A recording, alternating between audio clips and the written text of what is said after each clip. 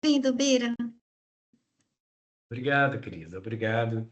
Obrigado a presença de todo mundo que está aqui. Poxa, tanta gente. É sempre bom ter uma turma tão bacana para compartilhar, para trocar. E como a Cris disse, durante a minha fala, vocês podem ficar super à vontade para interagir, porque a ideia é que a gente possa construir, para que a gente possa despertar para a visão que eu trago aqui para compartilhar com vocês. Eu vou compartilhar a minha tela, mas a qualquer momento fiquem à vontade para que a gente possa ir trocando. Só um segundinho.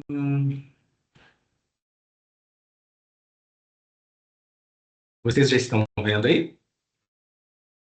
Sim, Boa. Então vamos lá, pessoal.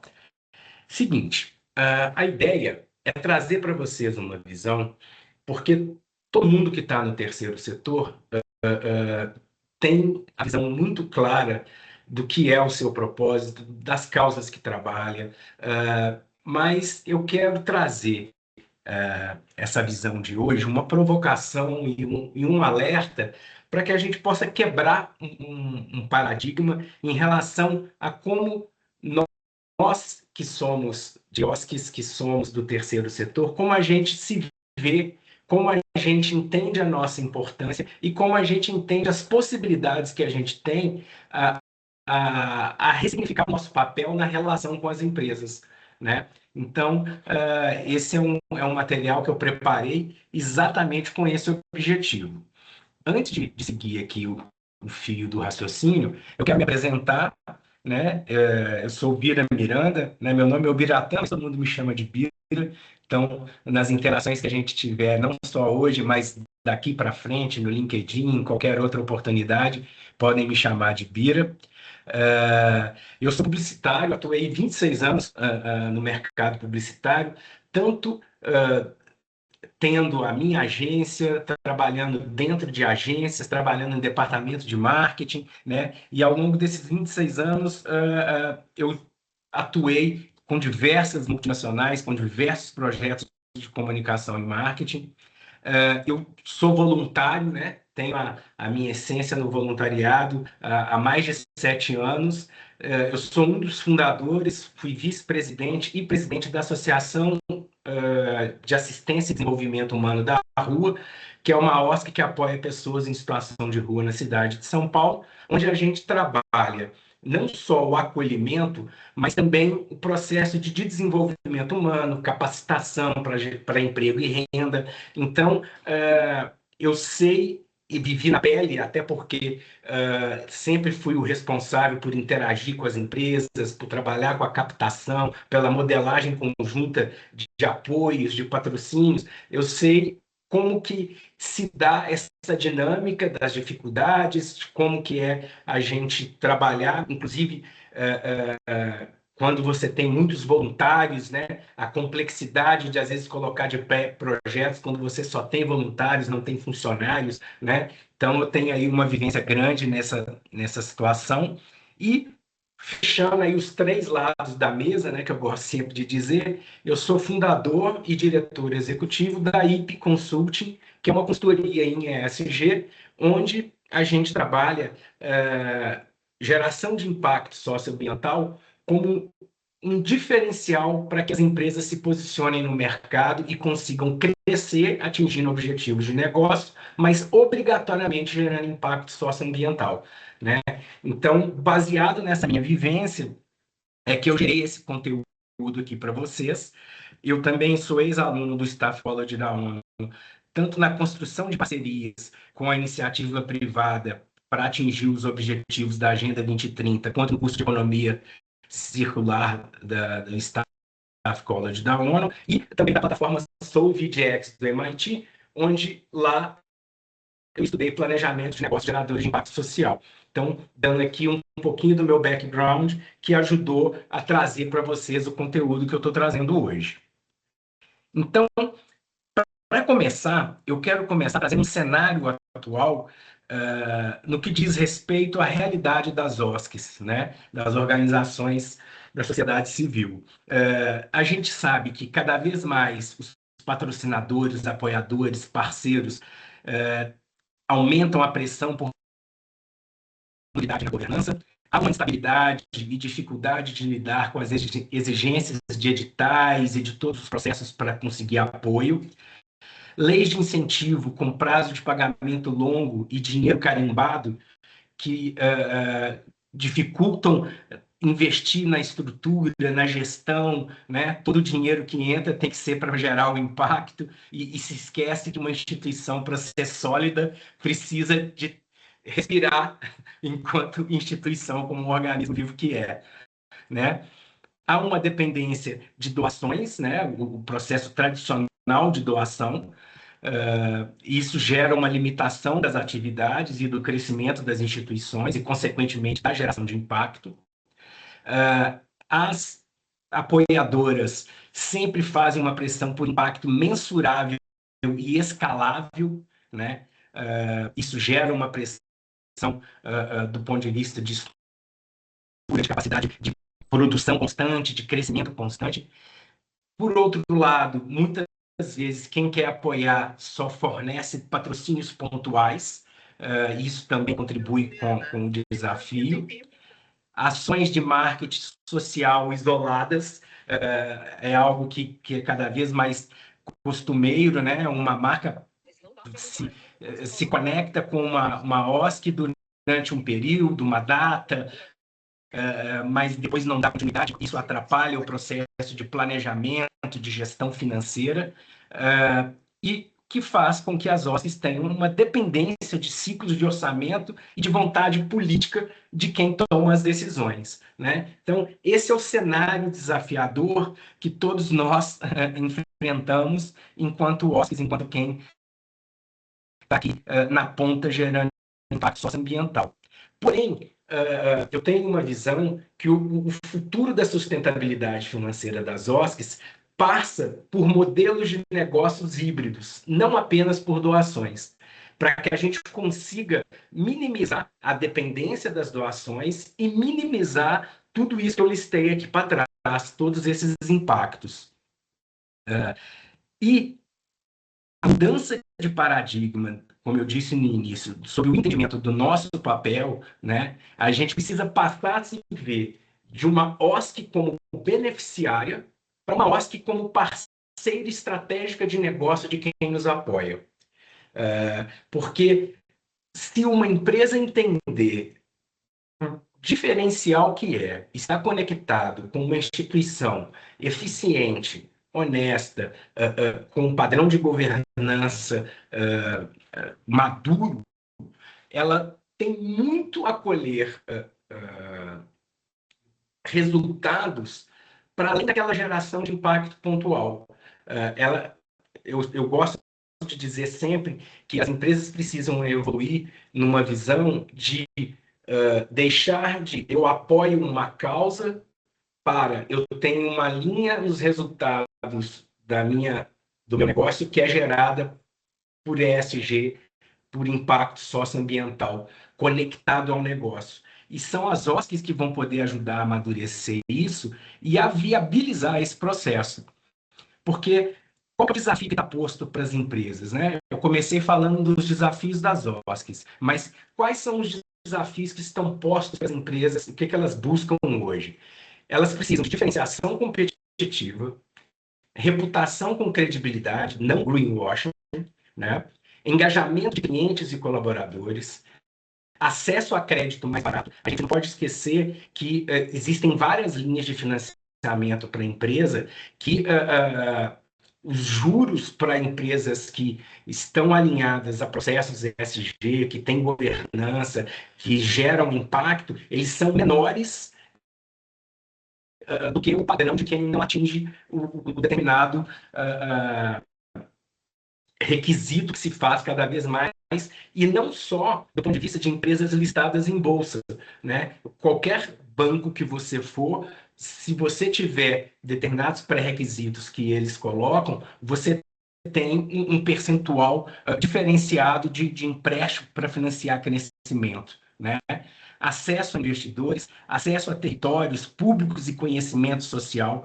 Esse é um ponto fundamental, porque toda empresa ela tem uma sede em algum lugar, ela se relaciona com uma comunidade, ela vende para um determinado público, e chegar até esse público através de uma parceria com a OSC faz toda a diferença nesse processo de aproximação, de construção de reconhecimento de marca, de conquista de participação de mercado, né? As OSCs podem e devem ser parceiras nesse trabalho, né?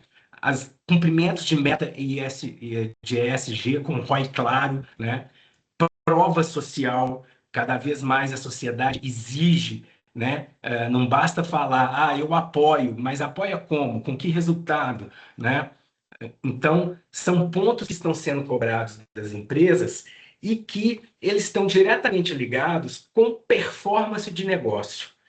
Eu trouxe aqui para vocês uma pesquisa que é uma pesquisa feita pela Price junto com o Instituto Locomotiva.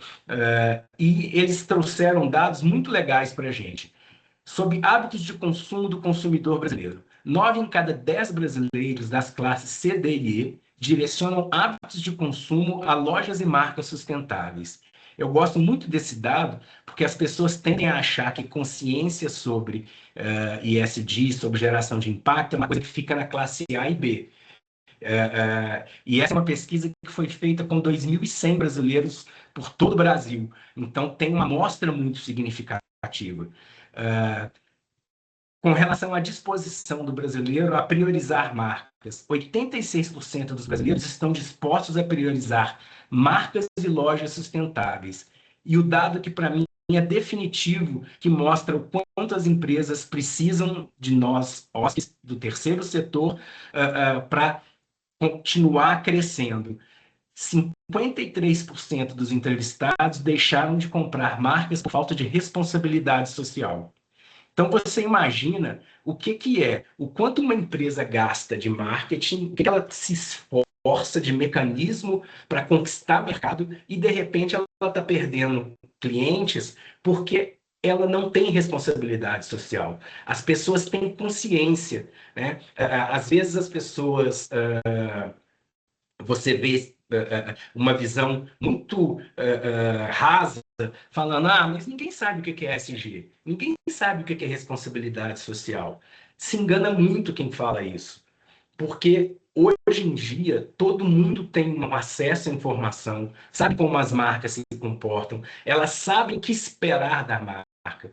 Então, se você chegar e perguntar assim, você prefere comprar de uma marca que apoia empresas que tratam os seus fornecedores com situação análoga à escravidão, ou você prefere alguém que tem um processo sério, que trata da forma com negócio justo?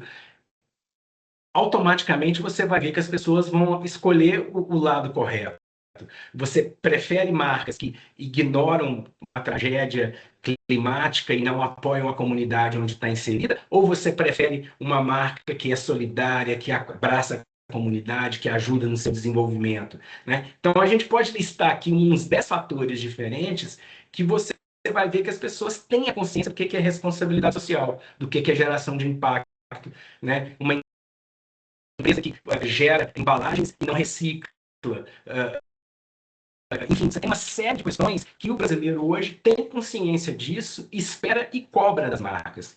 E o mais bacana é que tem uma outra pesquisa da Nielsen, que é muito legal, que ela retrata uma mudança de comportamento do consumidor brasileiro, que era o seguinte: antigamente, no início das redes sociais, quando alguém era mal atendido por uma loja, foi desprezado porque acharam que a pessoa era de uma classe que não deveria comprar ali, trata mal os colaboradores, qualquer coisa assim, o boicote ia para as redes sociais. Todo mundo tinha um boicote a todo momento. Tem uma pesquisa do final do último trimestre da Nielsen que mostra que hoje o boicote ele é silencioso, ele acontece no WhatsApp. Quando a marca vê, ela já está cancelada e ela nem ficou sabendo. Então, eu trago essas informações porque elas são muito importantes para a gente ter uma consciência de quando a gente se conecta a uma marca, de qual que é o nosso papel para ela também. Porque acaba que a gente, na postura antiga de eu sou beneficiário, a gente acaba ficando um pouco servil e não consegue entender o quanto que a gente é importante dentro de um contexto, né? E isso ganha muito mais Mira, força, mira, sim. Mariana, a Mariana Laranjeira, ela está sem câmera e ela escreveu uma pergunta aqui de quando é a pesquisa. Essa da Nielsen é do último trimestre. A que eu trouxe do Instituto Locomotiva, ela é de 24. A de 25 vai sair agora, nesse meio de ano, agora sai a de 25. Tá? Então, dentro desse contexto que eu trouxe do consumidor mais exigente, eu até trouxe aqui nessa essa imagem para ilustrar, o consumidor hoje no ponto de venda, ele é um juiz. Ela é uma juíza que está analisando o que essa marca faz para a sociedade, o que ela faz de verdade, o quanto que ela é responsável, o quanto que ela é conectada. E a tomada de decisão de quem compra passa também por essas questões, né? Então, as marcas elas precisam viabilizar impacto social para continuar crescendo, mas elas precisam fazer isso cada vez melhor, com menos investimento e com mais impacto. E é se conectando com as OSCs, com o trabalho das organizações da sociedade civil, que elas vão conseguir fazer isso. Porque imagina o seguinte, como que uma marca vai montar um departamento para desenvolver um projeto de nutrição infantil em regiões vulneráveis? Como que ela vai montar toda uma estrutura para capacitar pessoas periféricas para ter acesso a emprego e renda? Elas precisam do que as OSCs já têm de capacidade instalada, porque ela consegue fazer melhor, porque as OSCs dominam o conhecimento técnico do fazer, elas conseguem fazer com menos investimento e com mais impacto. Né? Então, o papel estratégico de uma OSC em uma parceria começa pelo entendimento que a OSC não é causa, ela é um ativo estratégico para as empresas. Essa é o ponto-chave para que a gente sente na mesa para falar, olha, eu entro nessa parceria com você trazendo legitimidade social, porque eu falo com o meu público, conhecimento profundo do território, capacidade de execução, né, da geração do impacto que a OSC se propõe a gerar, redução do seu orçamento, porque você já vai se valer da minha capacidade de gerar esse impacto e de gerar informações para você. Eu consigo te ajudar no impacto mensurável e narrativas autênticas. Né? Então, a gente entrando na negociação, entrando na abordagem, consciente que a gente é parte importante dessa equação, né? Eu não estou aqui só ganhando, né? Eu estou aqui recebendo a doação, né? Eu sou dependente, né? Muda muito do processo. E aí, o que eu trago para vocês é o, o gatilho para que vocês comecem a pensar, né, no processo de colaboração. Né? O mundo do marketing chama, né, das collabs e produtos co-branding, né? Que é construir junto com a marca formas dela oferecer serviços e produtos que passem pela parceria com as OSCs, com cada OSC que é especialista naquela geração de impacto que faz sentido. Né? Então, ajudando aqui na definição prática, né? Do que é uma collab ou co-branded. Produtos ou serviços desenvolvidos em conjunto entre OSCs e empresas, onde ambos colocam a marca, né? Então, a credibilidade da sua OSC, a credibilidade do trabalho que você construiu ao longo do tempo, ele é relevante e ele traz ganhos, ambos se beneficiam, o impacto social é parte estrutural da proposta de valor da parceria. Né? E aí eu trago aqui alguns modelos para que ajude a ficar mais claro para vocês ao longo do nosso papo aqui. Então, o co-branded social é uma das modalidades possíveis. Você tem a criação de uma linha de produtos, onde a OSC entra com o seu know-how ou matéria-prima e a empresa com o canal de venda. Por exemplo, Aí a gente tem uma marca de moda usando tecidos produzidos por cooperativas de mulheres da Gerando Falcões, por exemplo. Essa é uma iniciativa que já acontece. Aí vamos pegar aqui uma outra possibilidade. Laboratório de inovação aberta, né? Você tem... Opa, perdão, fiquei errado aqui. Você tem a empresa financia e co-desenvolve soluções tecnológicas dentro da OSC para resolver dores do setor em que ela atua. Então, você tem, no caso aqui, um exemplo, a Microsoft, que usa inteligência artificial. Opa, peraí. A Microsoft usando inteligência artificial para mapear áreas de risco em comunidades atendidas pela Central Única das Favelas, né? É uma outra iniciativa real, né? Licenciamento com causa. Então, você pode pegar a OSC que licencia sua marca para produtos e royalties, são 100% revertidos para projetos específicos, como, por exemplo, produtos de papelaria com arte de jovens talentos em projetos sociais. Essa é uma possibilidade de se construir. O que, para mim, nesse exemplo para vocês, é que vocês tenham em mente que é, ao mesmo tempo, uma referência do que já está sendo feito, mas também de possibilidades que vão ser desenvolvidas dentro da realidade, dentro do escopo da sua OSC, dentro do tamanho que ela tiver, com as possibilidades de empresas parceiras do tamanho que forem possíveis, tá? Eu quero que fique bem claro que todos esses movimentos, eles não são uma receita de bolo e não são só para OSCs grandes que buscam empresas grandes. Empresas médias, empresas pequenas, OSCs médias, OSCs pequenas, podem e devem desenvolver soluções como essa que eu estou trazendo aqui. E eu vou trazer exemplos também, mais para frente. Então, uma outra modalidade que a gente tem aqui, o Corporate Venture Social. Empresas investem em OSCs que estão se transformando em negócios sociais, como, por exemplo, um modelo da Yunus, né? Uma empresa de energia investindo em uma OSC que instala painéis solares em comunidades, né? Então, ao invés de contratar uma empresa, uma OSC que já atua no território, ela pode ser capacitada para gerar mão de obra local, desenvolver os cidadãos daquela região, e isso virar uma forma de prestação de serviço para uma empresa, né? Então, é uma nova forma da gente ver o apoio, né? Então, o sourcing sustentável. A empresa transforma a OSC em parte da sua cadeia de suprimentos. Então, por exemplo, logística reversa. Uma multinacional de bebidas contratando uma rede de OSCs de catadores para gerir sua reciclagem. E quando a gente fala, por exemplo, né, de reciclagem, a gente sabe que muitas pessoas vulneráveis têm na reciclagem a sua principal forma de renda, seja através das cooperativas ou seja o trabalho individual das pessoas, né? Então vamos pegar mais um exemplo aqui.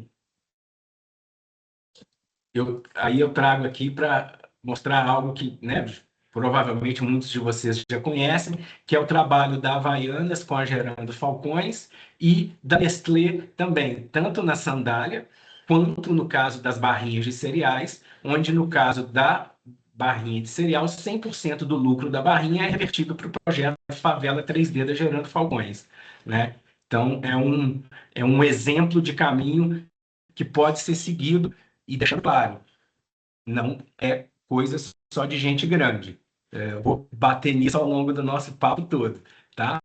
Então, a gente tem como formatos mais comuns produtos físicos, né? Alimentos, vestuário, itens de consumo, serviços, educação, capacitação, inclusão produtiva. Aqui a gente tem uma série de possibilidades para você construir projetos com instituições de ensino, por exemplo, né, instituições de cursos profissionalizantes, com empresas que precisam formar mão de obra numa determinada comunidade para absorver essa mão de obra. Então, você tem um sem fim de possibilidades aqui.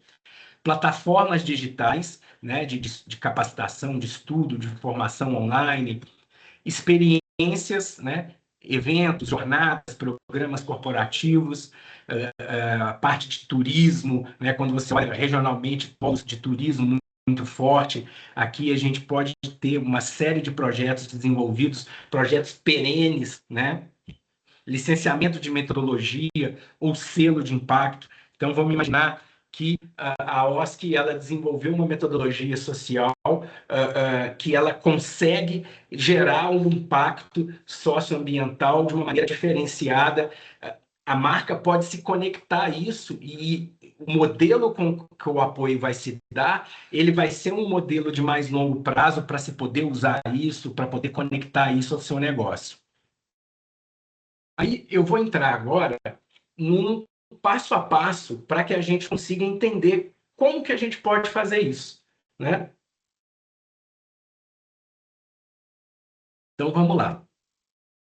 Primeiro ponto, né, é a gente ter em mente que a OSC precisa ter uma clareza interna e saber responder com objetividade quando ela entra em contato com uma empresa ou quando ela acolhe um contato que uma empresa faz com o time dela, né? Qual o problema social que nós resolvemos na nossa OSC? Para quem a gente trabalha? Qual transformação a gente entrega né, na região, na vida das pessoas? O que sabemos fazer melhor do que ninguém? Né? Porque ter a visão de que uma OSC ela tem capacidade, ela tem potencial, é muito importante para quando a gente chegar e sentar com a empresa para co-construir com ela. Né? Então, entrar no papo sabendo disso vai ajudar não só a gente ter consciência da nossa importância, saber onde a gente mexe nos ponteirinhos, né? Mas também vai ajudar a ter clareza de como a gente vai construir o melhor projeto. Né? Então, esse slide aqui, eu acho ele muito importante, porque é fundamental que toda a OSC tenha em mente que no território em que ela atua, existem pessoas que, por mais vulneráveis que sejam, elas estão consumindo uma série de marcas. Né? E essas marcas, elas não são só as grandes marcas. Às vezes elas têm produtos que são gerados ali na própria comunidade, na própria região, produtores locais, né? E que toda marca ela tem o interesse de entrar para poder vender ali também. Então, por que não você se colocar ao lado da marca para viabilizar a entrada dela ali e essa entrada dela ali com a chancela da parceria com a OSC, ela vai gerar ganhos para que a OSC gere mais impacto naquela região. Né? Então, ela pode ser parceira no trabalho de modelagem dessa entrada, de que produto vai entrar ali, como é que vai ser a embalagem, é uma embalagem grande, família, é menor, enfim, você tem uma série de trabalhos que podem ser feitos com a empresa para que a própria entrada dela ali seja mais efetiva. E quanto mais vínculo a gente consegue construir nesse momento, mais longa é a parceria, mais importante a OSC fica na relação com a empresa. Né? Então, um outro ponto, traduzir valor, né? Traduzir para valor de negócio. Né? Então, converter impacto em linguagem empresarial. Quando uma OSC traz uma empresa para o seu âmbito, né, para os seus voluntários, para a comunidade onde você atua, ela está reduzindo o risco da empresa, ela está dando acesso a novos mercados para a empresa, ela está gerando engajamento de clientes atuais e futuros clientes, né?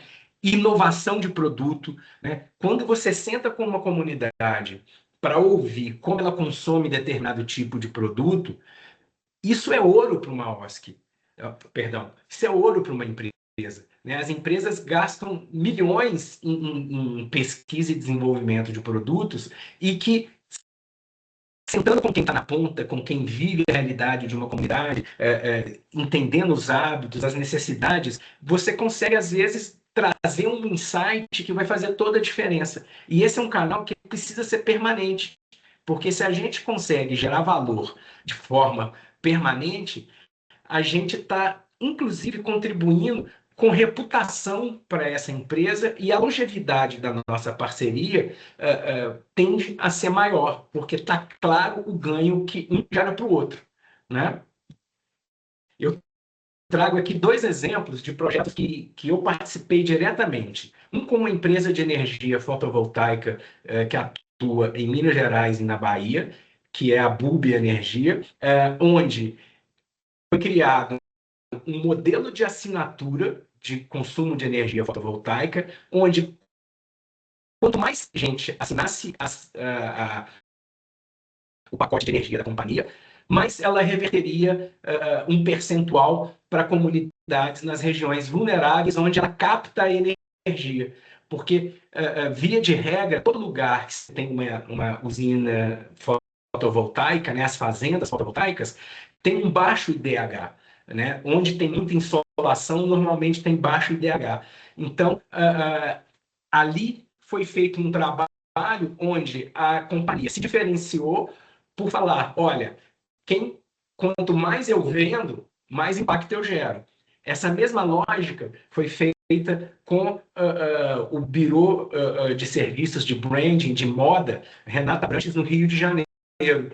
Um projeto onde nós desenvolvemos que quanto mais consultoria de moda, de branding, fosse vendido pelo Bureau de Estilo, mais eles doariam para uma OSC chamada Pipa Social, que ajudava na capacitação de mulheres mães solo na periferia do Rio de Janeiro para elas se tornarem costureiras de grifes de moda. E no futuro indo evoluindo para poder chegar até ser design de moda. Então, repara como eu estou falando de OSCs que não são tão conhecidas, estou falando de empresas que provavelmente vocês nunca ouviram falar, que não são empresas gigantes, e que estão viabilizando impacto, e que estão viabilizando conexões, parcerias com OSCs espalhadas pelo Brasil. Aí, se a gente for olhar como que a gente vai desenhar esse produto, né, dessa collab, dessa co-branded, a gente vai definir claramente qual que é a proposta de valor dessa nossa parceria, para quem a gente vai estar né, trabalhando, seja do ponto de vista da OSC ou do ponto de vista da empresa, o papel claro de cada parte, né, o que cada um é responsável nessa parceria, como que a gente se organiza para cumprir isso de uma forma estruturada, qual que é o modelo de receita, o que a OSC ganha, o que a empresa ganha, né? É fundamental que quando a gente começar, a gente já tenha isso em mente, e como o impacto vai acontecer na prática, porque esses são pontos que a gente consegue ter uma visão, inclusive para que a gente saiba lá na frente como que a gente vai medir, como que a gente vai prestar contas, como que esse processo se retroalimenta, né? Então, aqui eu trago um exemplo que ele é de conhecimento é um exemplo muito grande, antigo até, de conhecimento de muitos que estudam essas modalidades, mas que eu gosto de trazer porque o fato dele ser antigo não deixa de ser pertinente. Né? Uma parceria que foi feita no Grameen Bank e na Danone em Bangladesh. Né? Bangladesh é um país que tem um território do tamanho do Maranhão e 100 milhões de habitantes. Né? Tem um problema sério de questões climáticas, de desnutrição, de uma série de questões de vulnerabilidade, e a Danone foi lá para desenvolver um projeto junto com o Grameen Bank, onde eles desenvolveram um produto especial, um iogurte especial, que corrigia algumas deficiências de nutrição das pessoas, então tem um benefício para a saúde. A fábrica que foi construída da Danone em Bangladesh, ela tinha menos automação para poder contratar mais pessoas. Os fornecedores de leite para fazer o iogurte foram todos fornecedores locais. As vendedoras foram mulheres vulneráveis que tiveram uma linha de crédito especial para comprar o primeiro estoque para depois vender o produto. Então percebe a grandeza de uma solução que vai desde a entrega do impacto na sociedade, da melhora da saúde, ao fomento de toda uma cadeia produtiva, né? Mas isso foi pensado, foi modelado a várias mãos para atingir objetivos. Então, uma OSC, quando senta para construir uma parceria, ela tanto pode ouvir as necessidades da empresa do que ela já identificou, mas ela tem muito a mostrar do tipo, olha, eu conheço esse território, eu sei quais são as carências, eu sei as dores daqui, vamos construir algo assim, assim, assim, né? Então, é uma postura onde a gente senta na mesa sabendo da nossa importância, sabendo que a gente pode mudar um cenário que vai ser melhor para ambas as partes, né?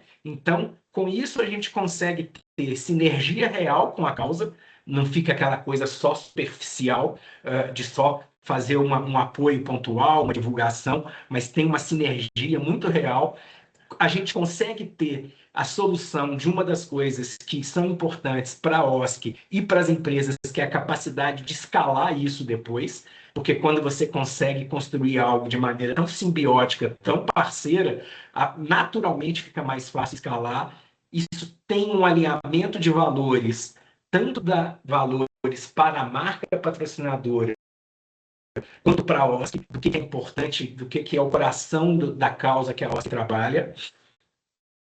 E, claro, isso só acontece quando ambos os lados têm a disposição para cocriar e não só para patrocinar, né? Então, esse é um exemplo que eu trago, que apesar dele ser muito grande, ele serve para qualquer escala. A gente pode trazer isso para a realidade de uma comunidade pequena, de uma OSC pequena, mas trazer essa mentalidade, né?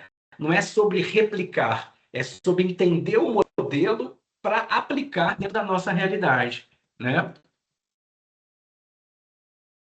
Aí, outro ponto que é muito importante dentro desse nosso passo a passo, métricas e governança, né? Então, saber indicadores de impacto social que a gente vai impactar e vai transformar e medir isso, indicadores de negócio, né? Aí é aquela coisa, poxa, eu estou sendo uma parceira que eu estou trazendo essa marca aqui para dentro da comunidade, né? Saber o que a OSC contribuiu para a empresa é fundamental para quando você for sentar e renovar o projeto e pedir um upgrade de projeto, de você sentar na mesa falando, olha, quando você entrou aqui, X% da comunidade conhecia sua marca. X% da comunidade consumia sua marca. Olha, depois de um ano, como é que esse cenário mudou, né? Então, você, junto com a empresa, estabelece indicadores, vê como que a gente vai medir sucesso, né? E uma coisa que eu falo sempre, em toda oportunidade que eu tenho, não quando a gente está falando de impacto socioambiental, não existe sucesso só se você sai do zero e chega no 100. Entre 0 e 100, existe sucesso no 5, no 10, no 15, no 20, né? A gente não pode dizer que esse projeto foi um sucesso porque X pessoas saíram de vulnerabilidade e se tornaram CEOs de empresa. Não é assim que a gente mede o sucesso. E isso é importante não só para a OSC, mas também para a empresa, para que a empresa saiba como celebrar as conquistas que o projeto junto com a OSC está gerando, né? Transparência e prestação de contas fundamental, né? Não precisamos dizer muito sobre isso. A Engaja, né, faz um trabalho maravilhoso nesse sentido, absolutamente necessário. Comunicação conjunta, né? Então, é fundamental a gente combinar o jogo antes, que todo o processo de comunicação, a OSC vai junto, ela está junto com a empresa, né? Ela tem indicadores que valorizam o trabalho dela. E aqui eu trago um exemplo que a gente fez para uma empresa chamada Alcare, que provavelmente nenhum de vocês conhece, que é uma empresa da área da saúde, junto com o Instituto Melhores Dias, que é uma OSC que faz um trabalho maravilhoso, e a gente desenvolveu um projeto na região de São Bernardo, com escolas municipais, onde a gente trabalhou um projeto de nutrição infantil com hortas comunitárias. Então, houve um entendimento de que era necessário melhorar a alimentação das pessoas daquela região. Foi desenvolvido o cardápio com a nutrição do que seria legal comer para ter uma saúde melhor, mas como a gente está tratando de regiões vulneráveis, não adianta só você ensinar o que comer, você tem que dar acesso ao alimento. E para isso, o projeto desenvolveu hortas comunitárias ou dentro das escolas ou no entorno das escolas. Com isso, a gente conseguia melhorar questões de saúde e também conseguir gerar um ganho do ponto de vista de rentabilizar o orçamento. E um dos relatórios que a gente desenvolveu para esse projeto era exatamente o seguinte: a cada trimestre a gente pegava colhido na horta da comunidade e orçava nos supermercados e hortifrutis da região onde estava a escola, em São Bernardo, para saber se as pessoas tivessem comprado tudo que elas colheram, quanto que elas teriam gasto. Então, esse é um indicador fundamental para mostrar o quanto o projeto era importante, além, óbvio, de peso, colesterol, enfim, uma série de indicadores de saúde. Mas, então, quando a gente senta com o olhar planejado para saber como que a gente vai mostrar que isso é sucesso, todo tipo de indicador faz diferença na hora de você renovar um projeto. E esse projeto está funcionando há 6 anos. Então, mostra que o apoio foi renovado, renovado e renovado, porque estava claro para todos os envolvidos o quanto que ele era importante, né? Aí, um ponto importante para que a gente não derrape na pista, né?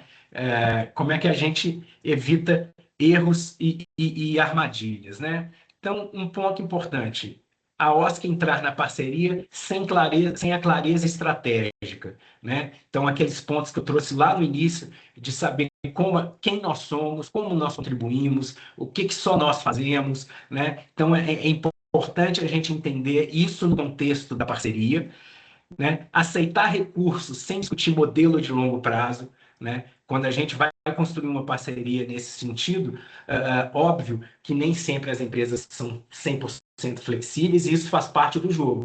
Mas a gente entender, porque eu já vi várias vezes ao longo da minha jornada, uma OSC se planejar pensando que teria um ano de apoio e, de repente, é um trimestre. E aí isso cai um projeto por terra que poderia ter sido muito mais eficiente se desde o início tivesse muito claro o modelo de apoio, do prazo, como é que seria, né? Subestimar o valor do próprio know-how da OSC, né? Então, de novo, reforçando o que eu estou dizendo ao longo do nosso papo, é fundamental saber: a OSC tem muito valor nesse processo, né? Ela não é uma beneficiária, não é sobre benevolência, é sobre co-construir, é sobre como eu gero valor para a empresa e a empresa gera valor para a OSC e para a sociedade, né? Falta de métricas claras. Então, aquela velha máxima da gestão: o que eu não sei medir não tem valor, né? Para mostrar valor, eu preciso medir. Isso é fundamental, né? Então, entender o que a gente vai medir para mostrar o quanto a gente está contribuindo para a empresa e para a sociedade.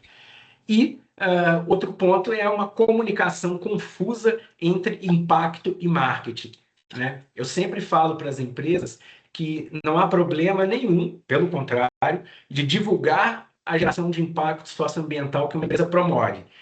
O que não pode é mentir, o que não pode é gastar 10 mil no apoio e 10 milhões na divulgação, né? Porque aí a gente esbarra naquele termo que está muito na moda, que é o greenwashing, e que na prática nada mais é do que falsear algo para ampliar um impacto que na verdade você não gerou. Então, ter esses cuidados, né, ajuda a gente a não ter dor de cabeça, e o combinado não é caro. Quando começar o jogo, a gente começa o jogo com as regras claras na mesa, sabendo tudo que tem que ser feito.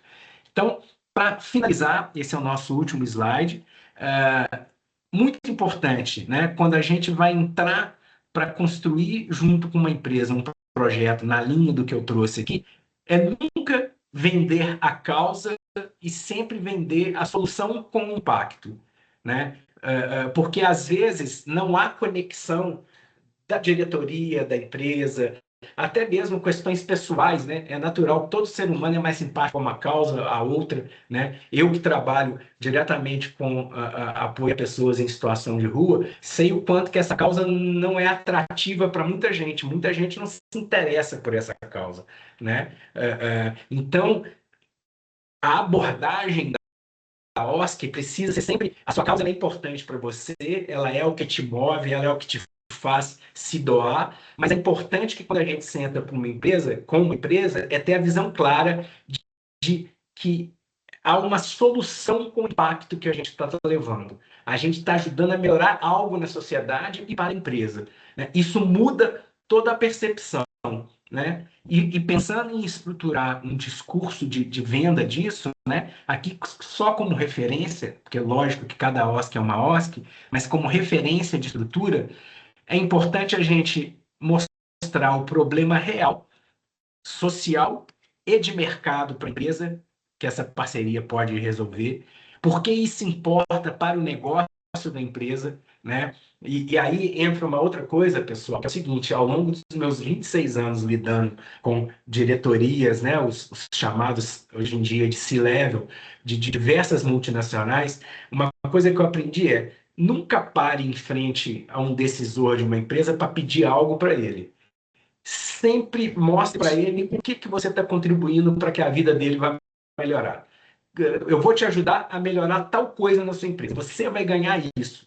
Isso muda toda a perspectiva de negociação, né? Porque quando você entra pedindo, você já está naquela posição de quem está querendo ganhar algo. Então, quando a gente senta na mesa trazendo uma visão de eu vou contribuir para algo que é importante para você, isso muda muito da forma com que as coisas vão evoluir, né?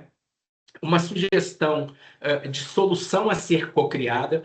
Óbvio que quando a gente está batendo na porta de uma empresa, na minha experiência, por exemplo, né, nos meus anos de OSC, para cada 10 empresas que eu batia na porta, uma queria conversar comigo. De cada 10 que queriam conversar comigo, uma fechava um apoio comigo.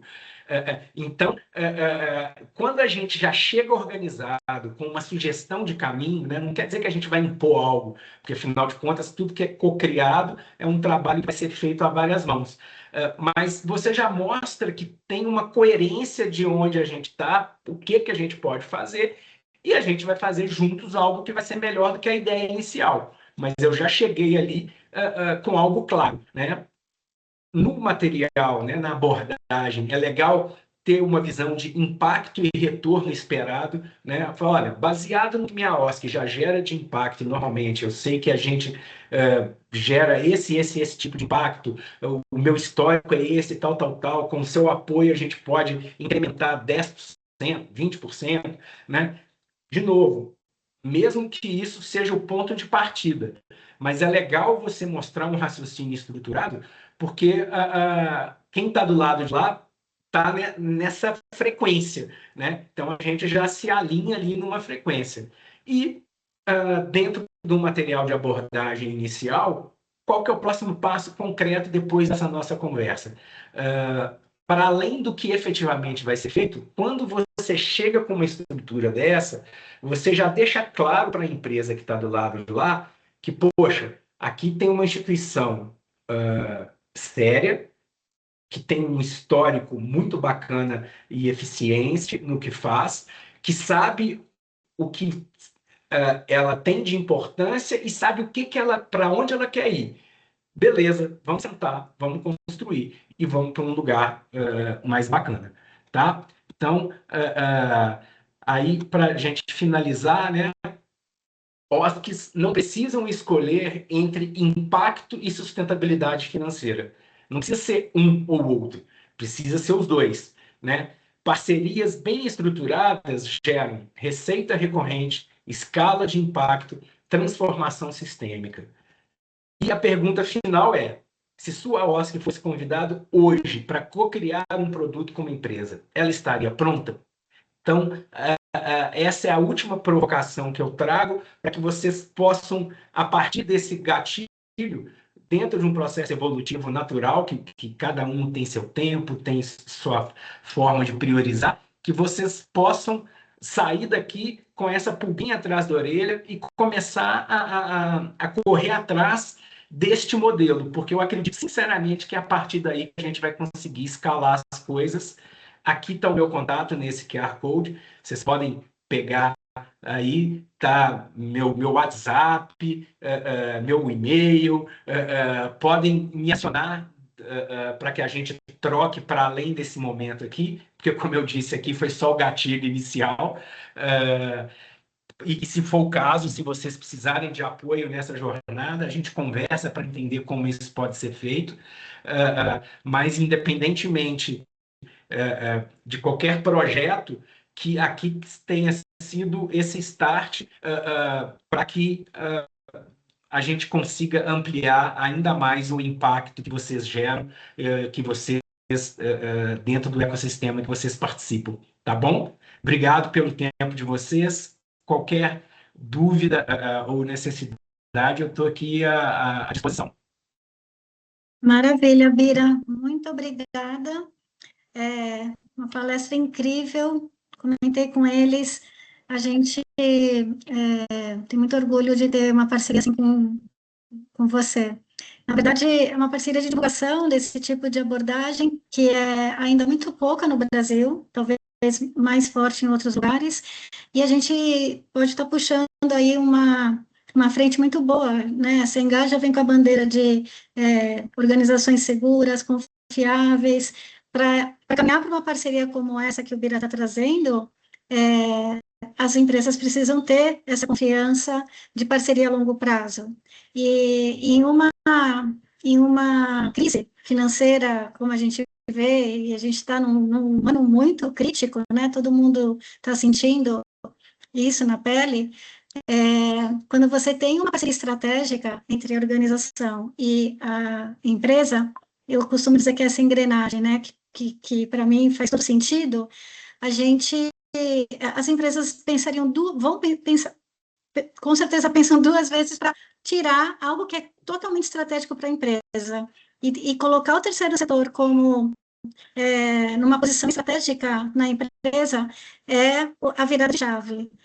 Você repensar que fazemos, sim, um trabalho muito importante, não só para a sociedade ou para uma comunidade local, mas a gente tem impactos indiretos e não vistos ainda, né, do lado da empresa. Então, cabe a provocação. Muito obrigada, Bira. Foi uma palestra que é o start de se repensar e ver o valor que cada organização faz na sua atuação. Então, obrigada mesmo. Agora, vamos para as perguntas e depois a gente faz uma foto, né? Eu vou pedir para o pessoal mostrar o rostinho aí, quem quiser entrar na foto, que a gente vai ter o prazer também de marcar esse episódio dessa palestra do Bira conosco. Quem está na fila para pergunta é o Rodrigo e depois a Vânia. Fiquem à vontade. Parabéns pela palestra, Bira. Fantástico esse tema, né? De a gente conseguir relacionar o marketing com marca, causa, empresa e ESG. Eu já ouvi dizer uma vez que existe mais de 800 mil ONGs espalhadas no Brasil. Imagina 800 mil ONGs batendo na porta das empresas, solicitando doações. Então, eu acho fantástico quando você traz que tem que mostrar essa transparência, esse impacto, esse número de como que as ONGs conseguem fazer e transformar a comunidade que está inserida. Então, parabéns mesmo pela palestra, gostei muito, e eu acho que todas as organizações precisam correr atrás desses números, desse impacto e ser mais transparentes. Obrigado, Rodrigo, muito obrigado. E assim, eu vejo que existe muito potencial, né? O da Rua, né? Que é a OSC que eu comentei, que eu sou um dos fundadores e fui presidente e cuidei da captação durante 5 anos. ela foi crescendo ao longo do tempo, né? Então, começou com 10 voluntários que se uniram, o projeto foi crescendo, buscando apoios, buscando apoios. Hoje ela tem 520 voluntários, já tem funcionário. Então, assim, dá para todo mundo ir fazendo um pouquinho disso dentro da sua realidade. Eu acho que talvez o residual que eu gostaria de deixar é que a gente não fique achando que o que eu trouxe aqui é coisa só para Gerando Falcões, sabe? É muito bacana quando a gente se estrutura dentro da sua realidade, não precisa fazer nada de muito louco, dá para ir evoluindo gradativamente, e é o que você disse, né? O IDEA tem o dado do ano passado, são 870 mil OSCs no Brasil, né? E 95% delas não têm funcionários, né? Então a gente precisa se organizar dentro da nossa realidade para conseguir viabilizar o aumento do impacto que a gente gera, porque eu não consigo imaginar o que seria do nosso país sem o trabalho das OSCs. Tânia? Olá, todo mundo. Então, primeiro eu quero parabenizar pelo tema, eu adorei. Primeiro, porque eu sou do marketing, né? Então já conecto muito com esse tema. E segundo, que eu queria compartilhar um case nosso, que eu acho que ajuda, porque é o que você está falando, às vezes a gente olha para as grandes OSCs e fala, nossa, mas esse aqui é famoso, né? Então tem a figura dele que ajuda muito, tal, não sei o quê. E aí acaba que a gente fica meio assim, achando que não é para a gente, né? Mas nós, justamente movidos a esse mesmo pensamento que você trouxe aqui, essas reflexões todas que você promoveu, né? De que realmente a gente precisa, de alguma forma, ser capaz de gerar alguma receita para a gente mesmo, né? De acordo com aquilo que a gente faz, sem depender tanto de governo, de leis e tudo mais, porque a gente sabe que o país que a gente vive e a gente nunca sabe de nada, né? E aí, movido a isso, nós aqui, só para você saber, a gente trabalha com música, com ensino de música, música orquestral, né? E a gente atende aí quase mais de 800 crianças, né? Crianças e 60 a mais agora, né? Então, a gente tem um público enorme de frequentando o nosso dia a dia ali do projeto, que são as crianças que trazem para a gente muitos inputs sobre muitas necessidades que hoje existem dentro das escolas. E uma das questões que a gente identificou, dos próprios pais, ou conversando com os dirigentes de escolas e tudo mais, foi a questão de bullying, né? Que hoje é uma questão muito latente, um problema que as escolas enfrentam. E aí a gente pensou, movido a isso que você falou, primeiro você entende onde você está, e depois o que você pode oferecer para a dor do outro, né? De acordo com aquilo que você tem ali, o seu remédio, você pode oferecer, se você entender que o outro tem uma dor que você pode sanar. E aí a gente entendeu que essa dor existia e a gente aqui internamente pensou, poxa, nós trabalhamos com música, né? Música é um negócio que se conecta tanto com uma terapia que talvez seja, né, assim, interessante para esse tipo de doença, digamos assim, né? E aí a gente desenvolveu um espetáculo que abordava os temas de bullying nas escolas. Então, esse espetáculo tem bem a dedo, foi escolhido todas as músicas, ele é super emocionante, tem uma encenação também, então ele é meio musical, né? Teatro e orquestra. Ficou sensacional, lindo. E aí agora a gente está oferecendo isso para as escolas. Então, assim, é um produto que a gente desenvolveu a partir daquilo que a gente faz, entendendo uma necessidade de alguém. E aí, sabendo que a gente também precisa de gerar uma receita por nós mesmos, né?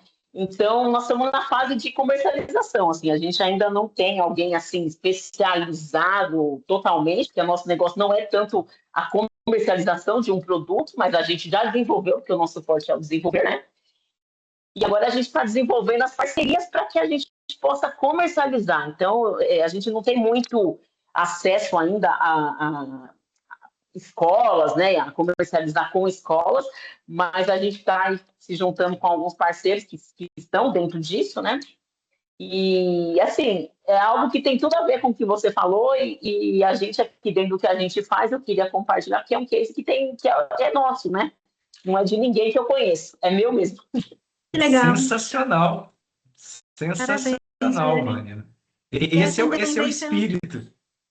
independência Né? financeira é muito importante, né? Ainda mais as mudanças na legislação do incentivo fiscal, não sei se todos estão acompanhando, está bem vulnerável essa questão de continuar se apoiando só em leis de incentivos, né? Então, tem que ver outros caminhos e esse poder, esse potencial de entender o seu contexto e a sua atuação, a força disso se conectando na dor do outro, é o caminho, sem E E dúvida. uma às vezes coisa que a eu gente acha gostaria. também. Pode falar. Não pode falar, Vânia. Eu só ia complementar dizendo que, assim, às vezes as parcerias também, elas podem ser de mútua cooperação, né? Às vezes a gente fala, eu vou vender para você um produto.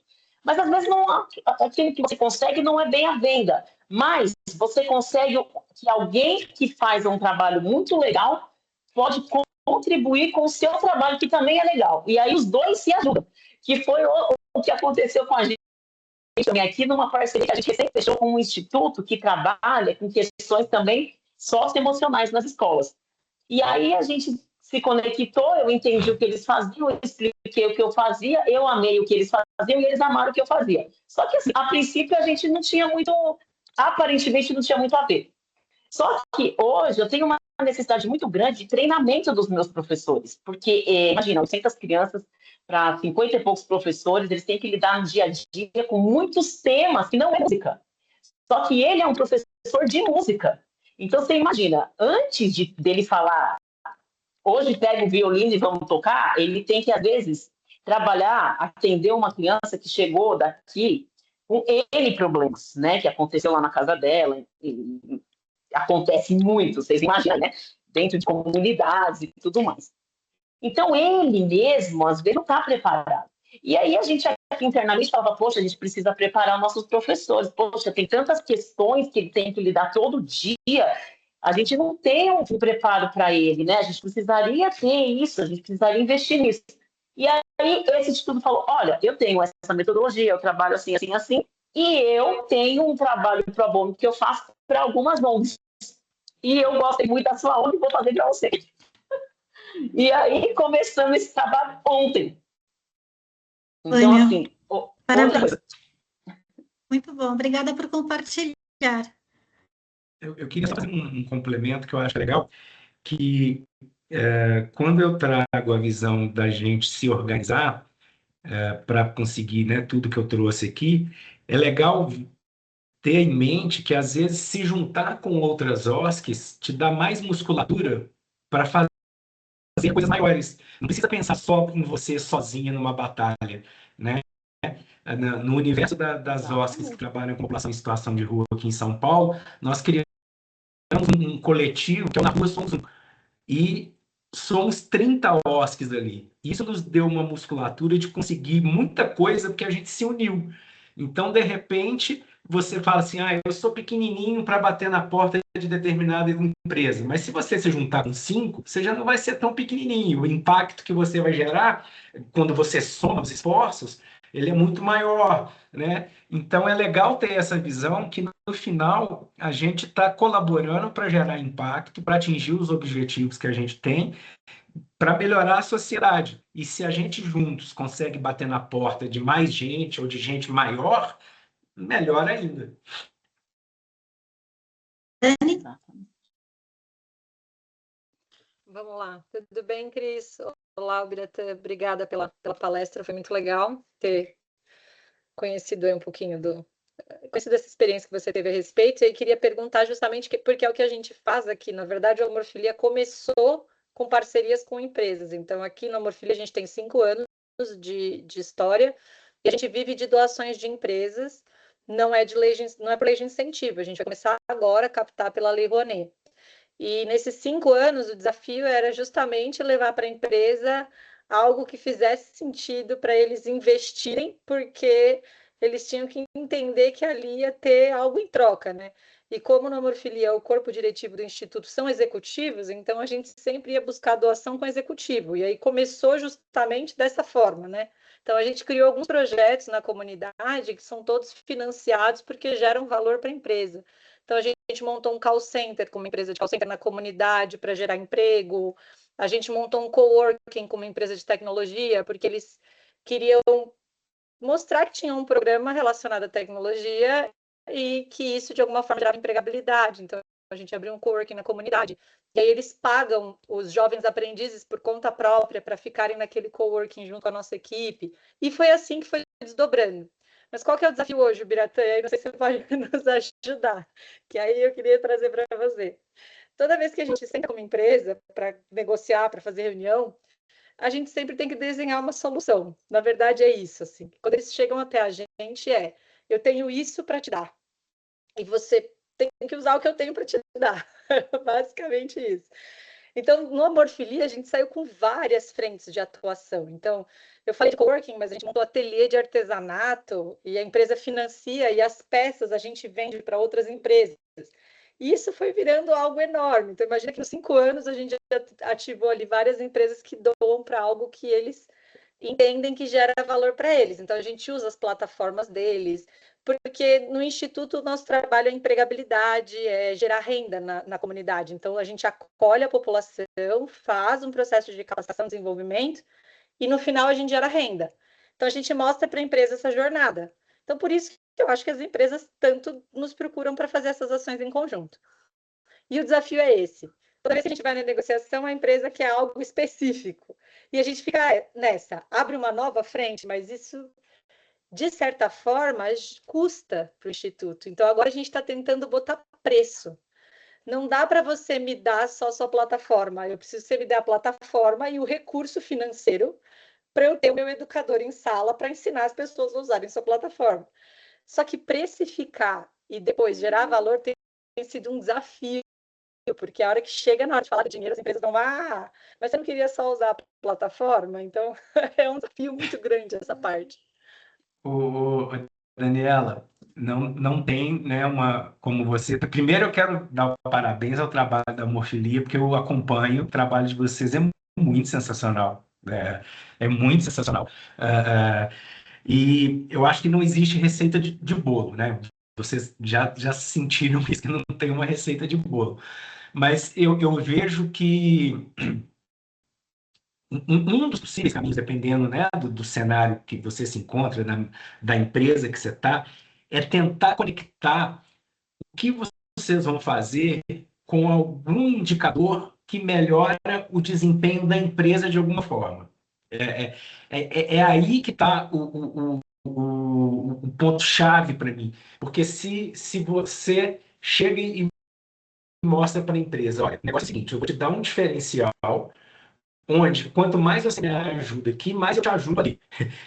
Porque aí a gente sai da questão do patrocínio, da doação, para entrar na construção de um diferencial para alguma coisa, né? Então, assim, empresas que são da parte do varejo alimentar, por exemplo, né? Porque eu acho que também, quando a gente seleciona os alvos que a gente vai bater na porta, também nos ajuda a ser mais competitivos.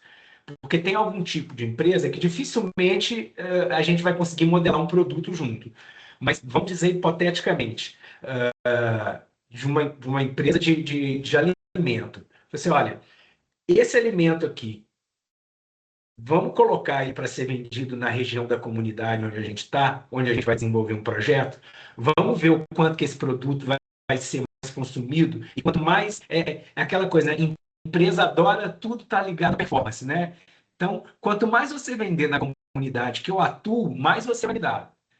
Porque aí fica uma relação ganha-ganha, onde diminui aquela necessidade de você falar do apoio e tá mostrando para ele, olha, aumentou sua participação de mercado. Quando você começou aqui, 10% da comunidade conhecia a sua marca. Olha como é que agora 30%, 40%.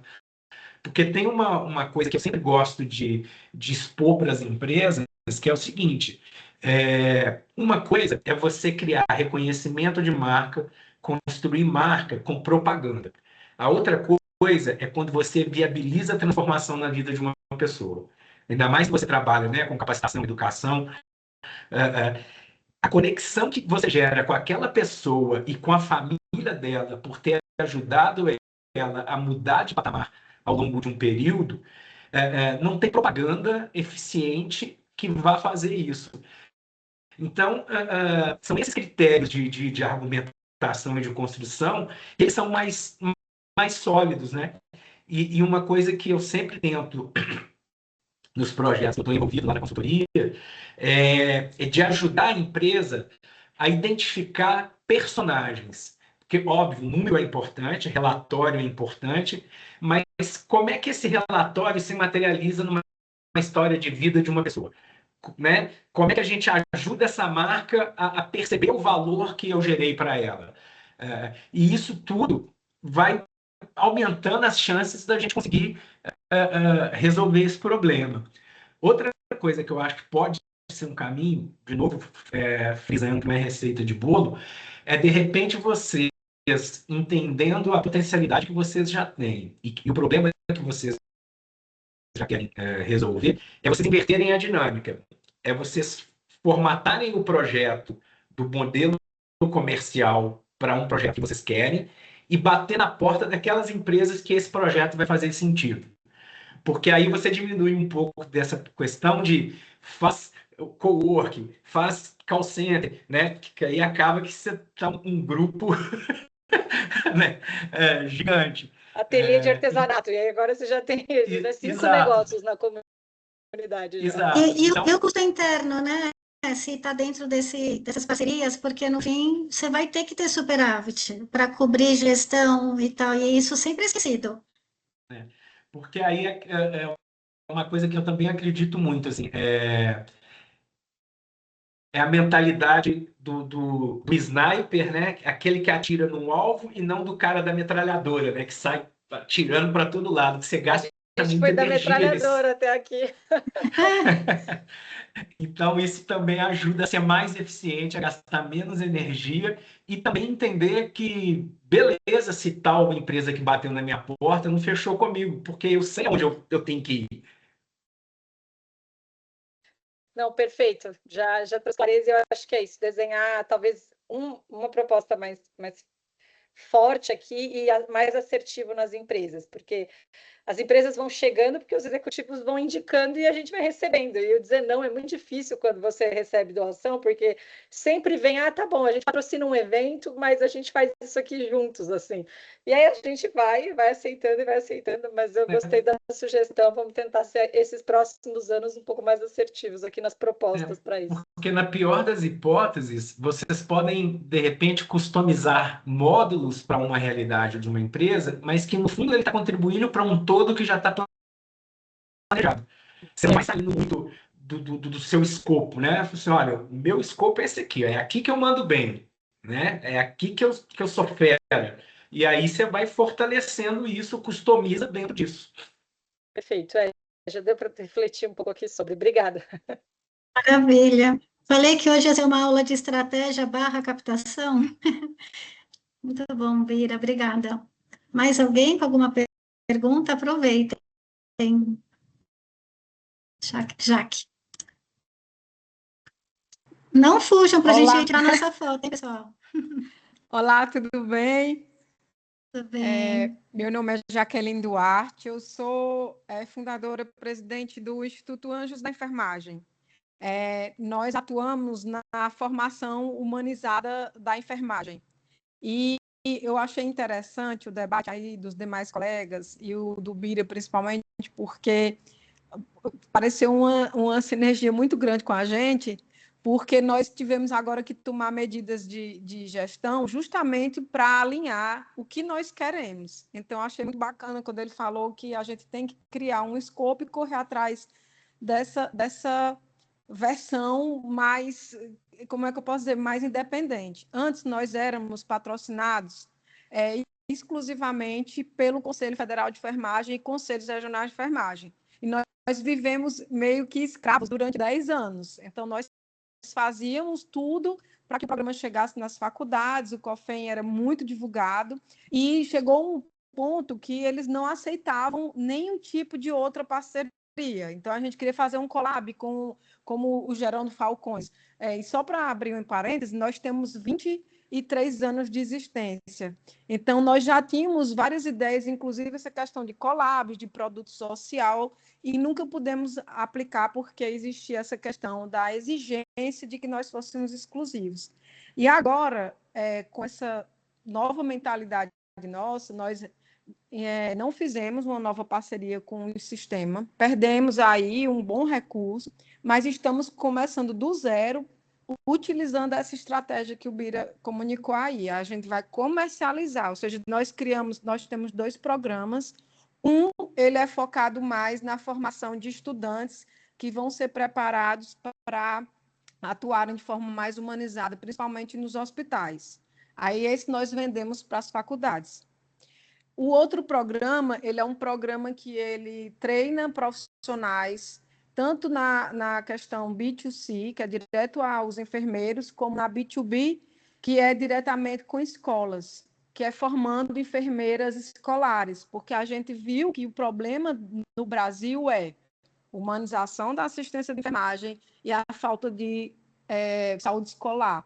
E a enfermagem vem como uma solução.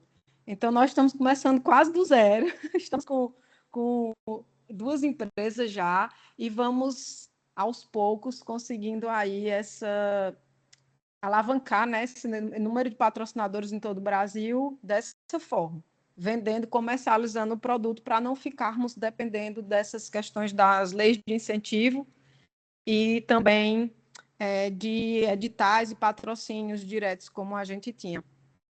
Jaqueline, parabéns pelo trabalho. Obrigada. Parabéns mesmo. Dá para ver pela sua forma de expor que vocês estão maduros, né, maduras nesse projeto. Eu não sei se vocês já fazem ou se passou pela cabeça de vocês, mas uma coisa que eu dou um pitaquinho, uma sugestão, o Brasil está num momento de inversão da sua pirâmide etária, né? E cada vez mais o brasileiro vai precisar do cuidador de idoso.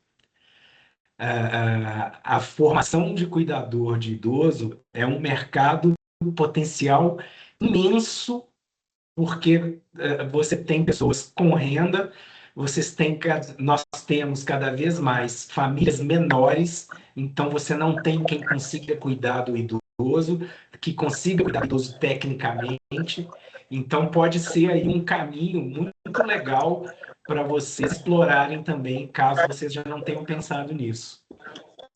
Isso, nós estamos alinhando justamente porque os 4 problemas principais que nós levantamos é a questão do número de idosos, que será muito grande, então nós vamos ter uma demanda muito grande de idosos e nós não temos preparo para o autocuidado, nem cuidado domiciliar.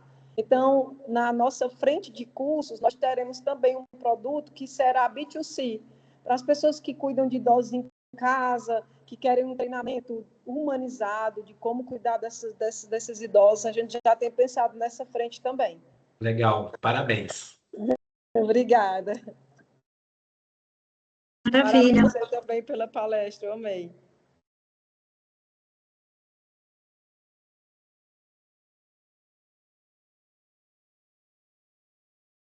Eu acho que o Para a Marlon gente não se estender, vamos tirar a foto, que tem gente querendo sair, me escreveram aqui.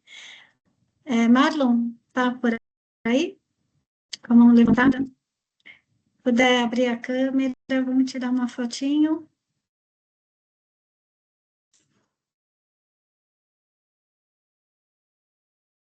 Ó, pessoal, eu não sei tirar com todo mundo junto, vai ser 2 fotinhos, tá? E a Jaqueline vai estar deitada.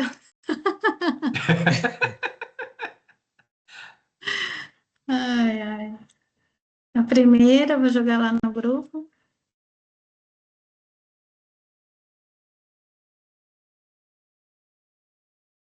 Segunda, tem mais 5 pessoas aqui. Tudo bom. Aproveitar e reforçar o pedido para o pessoal fazer a avaliação, é importante para nós. Se esse conteúdo do Bira foi relevante para vocês, a gente quer saber. para trazer mais palestras nesse sentido. Tá bom? Obrigada. Agora, Marlon, sua vez.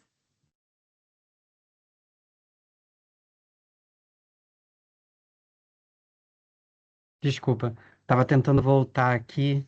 Mandei um print lá também. Ô, Cris, eu acho que quando tem que clicar em exibição e depois galeria grande. E aí fica que nem ficou o meu. Parecia ter mais bloquinhos de pessoas. Se você tirou, manda para mim. Não, já mandei lá no grupo. Ah, então tá. Ótimo, Por isso que eu obrigada. estava me atrapalhando aqui para voltar. Mas olha, eu queria pedir desculpa por estar com a câmera fechada, porque eu estou no trabalho ainda, então, enfim. Mas, Bira, queria dizer que eu adorei te ouvir, muito legal. E como que tudo, assim, boa parte dos insights que você trouxe também convergiram muito com uma outra palestra que a gente teve também sobre a questão do pitch, né, Cris? Que estava falando sobre essa questão do como formatar o seu pitch de acordo com a empresa, ver quais são as áreas de responsabilidade social e oferecer uma solução para uma empresa e não impedir coisas. Então, assim, muito legal como uma coisa complementou junto com a outra. Queria te dar super parabéns pela sua palestra e também a contribuição do pessoal aqui. E queria te ouvir um pouco, né? A gente estava falando sobre essa questão, né? Do Brasil ser esse universo de quase 900 mil ONGs brigando por recursos, quando não carimbados, são escassos e cada vez mais difíceis, e pensando do ponto de vista até de governo, com o limite do teto de gastos e tudo mais, né? Como é que você vê a questão de captação de recursos internacionais, assim, para as ONGs no Brasil? É uma coisa que você já atua, já fez algum tipo de desenho em colaboração com empresas multinacionais nesse sentido, ou outras instituições filantrópicas? Como é que é o seu olho para a captação de recurso internacional? Olha, eu já atuei em projetos, mas que já tinham sido captados. Uhum. Então, eu participei de um projeto em Angola com a World Vision, né, durante a pandemia, para a capacitação de mulheres, para gerar renda durante a pandemia, mas era um projeto que a World Vision já tinha captado de uma grande multinacional de petróleo que bancou o projeto em Angola. Eu, particularmente, nunca consegui atrair o capital direto lá de fora para cá, só via empresas que já são multinacionais e que apoiam projetos aqui. Eu ainda não tive essa experiência, mas eu vejo uma janela de oportunidade, porque eu acho que, principalmente na Europa, ainda mais agora com esse acordo Mercosul-Brasil, porque tem uma janela de oportunidade aí acontecendo, que é as empresas europeias estão muito mais maduras e cada vez mais com mais normas para, se você quer estar na cadeia produtiva de alguém que vende na Europa, você tem que estar alinhado com uma série de práticas. E eu acho que esse é um bom momento para se organizar e estar atento a isso. É mais complexo, vai demandar outras coisas, mas eu acho que vale, na medida das potencialidades que cada instituição tem, e entendendo uma relação clara, né, de gasto de energia com possibilidade de sucesso, né, de cada um dentro da sua realidade, graduar isso, mas vale ter esse olhar, vale buscar essas conexões, e que às vezes elas podem acontecer, inclusive, via outras instituições que são OSCs na Europa. De repente, via as OSCs que operam lá, você vira um braço para gerar impacto aqui, né? Então, tem um caminho aí que você pode se conectar dentro dessa lógica. Mas que eu acho que tudo que a gente disse aqui, e com tudo que a Engaja traz da questão da importância de governança, para bater na porta de capital externo, você tem que estar bem maduro mesmo, porque é um nível de exigência ainda maior do que o que a gente está acostumado aqui. Mas não acho impossível e não acho que não deva ser tentado. É só conseguir entender aí a relação energia versus margem de sucesso, para que você, de novo, seja mais sniper e menos o cara da metralhadora. Maravilha, super obrigado. Nessa questão aí, Marlon, essa semana eu tive conversando com uma pessoa que mora na Inglaterra, um brasileiro que mora na Inglaterra. Ele é CEO de uma ONG lá há 20 anos e ele talvez entre para ser conselheiro aqui. Ele quer voltar ao Brasil, enfim, ele quer também trabalhar e continuar cedendo do conhecimento dele para o terceiro setor aqui no Brasil. E ele comentou comigo que a questão de captação internacional lá, né? Primeiro que tem outros tipos de Engaja Brasil lá, que fazem forte governança no terceiro setor, mas só fazem governança, isso tem instituições lá, e que o investidor, ele avalia fortemente no início, e depois que ele doa o dinheiro, ele não fica mais pegando no pé da organização. Mas a primeira abordagem é mais dura, né, de olhar se tem toda essa transparência, como vai ser a prestação de conta do projeto, que indicadores que vai ter no projeto, sobre a tomada de decisões da organização e tocando muito para a governança da organização. Então, eles fazem todo um pente fino inicial, passou, eles dão o recurso e aí não fica pedindo prestação de contas mensal, anual, é bem mais light do que a gente vê aqui no Brasil, né? Essa é a mudança da lógica que tem lá. E uma outra coisa que ele comentou comigo que eu achei fantástico é que lá tem alguns núcleos das pessoas físicas dão recurso para uma organização, que também é sem fins lucrativos, que faz esse trabalho de checagem e que distribui, né, dentro das causas, que aquele grupo de pessoas quer que vá o recurso e que sabe que vai para o lugar certo, que vai ter prestação de contas de tudo bonitinho, mas que a governança lá é bem forte. Então, se ele entrar, até ele vai entrar no GT Governança, ele vai participar aí do manual de governança, eu comentei com ele. Ele falou que lá essa organização fala em 11 elementos, então eles têm esse olhar de investimento. Se lá é assim, se vier para cá, vai ser exatamente a mesma coisa que bate com o que o Bia falou. Mais criterioso na entrada, mas depois de dar o recurso, a coisa evolui.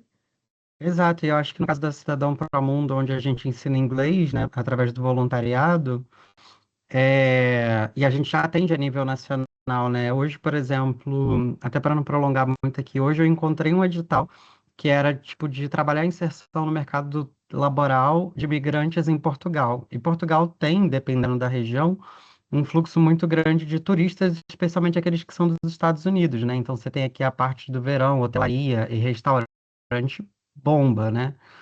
Então era um projeto financiado que era entre 70 a 100 mil euros para um projeto de até 18 meses. Então, assim, o euro tá a R$ 6, né, gente? São 600 mil para 18 meses. Assim como eu já comentei também que a gente recebeu uma doação de uma outra empresa dos Estados Unidos, que foi 100 mil dólares também. Então, assim, são valores muito expressivos quando a gente está no Brasil e recebe do exterior, né? Então, se pudesse deixar uma dica aqui para aqueles que têm possibilidade de expandir a atuação de captação de recursos a nível internacional, super recomendo. E que bom que Bira trouxe essa reflexão sobre o acordo Mercosul e a União Europeia, porque eu não tinha pensado nisso, como isso poderia se relacionar, mas vou dar uma olhada também para me aprofundar. Maravilha. Mai?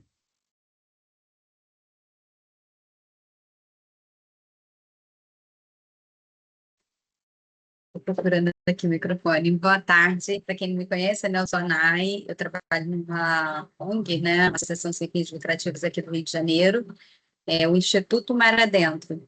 Então, assim, que trabalhos lindos que vocês têm, uma riqueza aí que a Cris está trazendo com os colaboradores. Parabéns, Bira. E é sempre enriquecedor, né? E o tempo inteiro eu estou estudando assim, vamos junto, junto, porque sozinho ninguém faz nada, né? Mas no nosso caso aqui, o que eu vejo, uma certa. Eu não sei se chamar resistência, assim, de conseguir fontes de recursos, porque a gente trabalha assim com pesquisa, né? Então, assim, não é diferente você ver a causa. Por exemplo, você vê a fome, você vê a criança que está ali na rua, você vê, sabe, essa parte assim a parte de educação e essa parte social. Acho que grita mais assim, é um socorro, né? De que precisa mesmo, né? No caso, a gente trabalha com pesquisas científicas, a gente dá suporte também, assim, de todas as edições, a gente publica livro que vão para as universidades, enfim, tem alguns professores assim que são ligados assim ao projeto, mas é mais difícil a causa conseguir essa captação. E o tempo inteiro que a gente escuta, né, por exemplo, a Petrobras é uma patrocinadora de um projeto, já foi, né, do Ilhas do Rio, né, não sei se vocês colocarem assim, é o projeto do Instituto Mar Adentro, que ele tem uma maior visibilidade.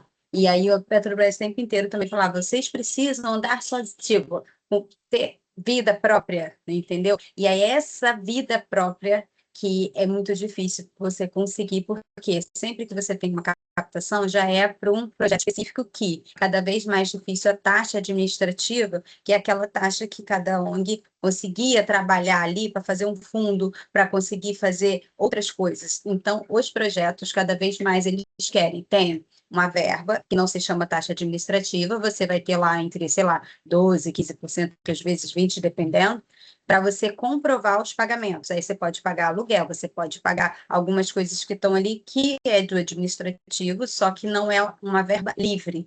Isso você tem visto cada vez mais aconteceu, ainda tem projetos que acontecem de receber essa verba livre da taxa administrativa para conseguir fazer um fundo e uma vida própria para as ONGs. Eu acho que esse é o grande problema que a gente tem que resolver e que muito do que eu estou trazendo aqui hoje vai de encontro a tentar criar uma solução para isso. Porque a prática do mercado é o que você descreveu. Tudo muito amarrado, muito limitado, sufocante, né? É o que está na grande maioria. Eu vejo que, né, assim, eu não conheço exatamente o âmbito de pesquisa que vocês fazem, como é que é a dinâmica aí de funcionamento de vocês, mas, de alguma maneira, seria interessante vocês tentarem produtizar essas pesquisas para vender isso para o mercado privado, né? De que pesquisa a gente consegue fazer que atende aos nossos objetivos enquanto instituição e que é do interesse de alguma empresa se beneficiar do resultado dessa pesquisa, né? Porque aí vocês produtizam algo para que aí você vendeu essa consultoria, né? Como se vocês... O americano usa muito a expressão think tank, né? Um local de pensamento, de geração de informação. Como é que você, de repente, faz isso acontecer dentro da sua instituição para você vender esse seu capital intelectual para que alguma empresa se beneficie disso? Eu acho que o caminho para você sair desse caminho, né, desse enquadramento que você está, e que, de repente, você pode até, entre aspas, bater na porta de algum patrocinador atual com um projeto que seja, olha, o projeto que eu estou com ele aqui agora na mão você vai me dotar de capacidade para eu não precisar mais de você. Então, esse projeto que você vai patrocinar, né, se a Petrobras te diz, seja independente, leve um projeto que é como eu vou me tornar independente. Vou produtizar as minhas pesquisas para que eu tenha fonte de renda com a minha capacidade intelectual que se conecta ao mercado, mas eu preciso ser financiado para que eu nunca mais precise bater na sua porta. Já que você está querendo isso, né, de estruturar algo nessa linha, porque eu acho que, né, pelo que eu consigo ter de visibilidade, né, do que você descreveu, você dificilmente vai conseguir fugir desses editais muito amarrados, dessas coisas muito amarradas, porque você está muito ligado à geração de conhecimento, né? Então, eu no que eu consigo enxergar nesse momento, eu acho que por aí seria um caminho, porque as práticas do mercado atuais não são diferentes do que você descreveu. Ah, joia, obrigada. Maravilha. Mais alguém? Alguma pergunta? Pergunta não, só agradecer aí, Bira, por partilhar esse material e a todas os cases aí que foram apresentados das OSCs, muito legal, parabéns. Obrigado, Sandro. Muito rico mesmo. Também queria agradecer a presença de todos e todas, e agradecer ao Bira por essa palestra incrível e uma mini mentoria que ele acabou dando rapidamente dentro do que ele foi possível, né? Entregar, vamos ver mais momentos assim. Eu acho que foi bem rico. Gente, obrigada pelo tempo de vocês. Vou parar aqui a gravação. É isso.